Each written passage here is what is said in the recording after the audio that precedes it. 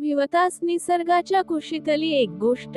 नाशिक जिल्ह्याच्या सुरगाणा तालुक्यात डोंगरदऱ्यांच्या कुशीत लपलेलं एक निसर्गरत्न आहे भिवतास धबधबा. पावसाळा आला की इथलं सौंदर्य फुलून येतं. निळसर आकाशात पांढऱ्या ढगांची गर्दी आणि त्यातून झरझरत कोसळणारा भिवतास म्हणजे जणू स्वर्गाचं एक दारच उघडलंय. एका पावसाळी सकाळी ऋतुजा नावाची एक तरुणी आपल्या मित्रमंडळींबरोबर भिवतास धबधबा पाहायला आली. ती शहरातली होती, पण निसर्गाशी तिचं एक अनोखं नातं होतं.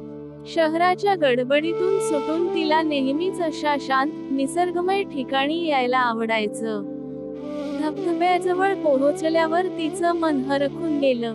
तिथलं थंडगार पाणी, झाडांवरून पडणारे पावसाचे थेंब, पक्ष्यांचे सूर आणि हिरवळीचा गंध, हे सगळं तिच्या मनात घर करत गेलं.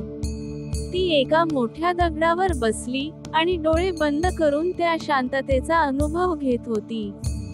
तेव्हा तिला वाटलं की भिवतास फक्त एक धबधबा नाही, तो निसर्गाचा एक जिवंत श्वास आहे.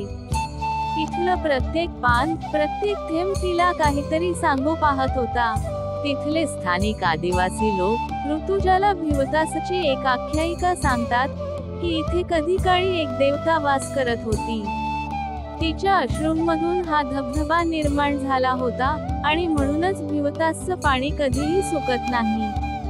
ऋतुजा त्या कथेत गुंतते आणि तिच्या मनात ठरवते, मी हे सौंदर्य फक्त अनुभवून नाही, तर इतरांपर्यंत पोहोचवणार.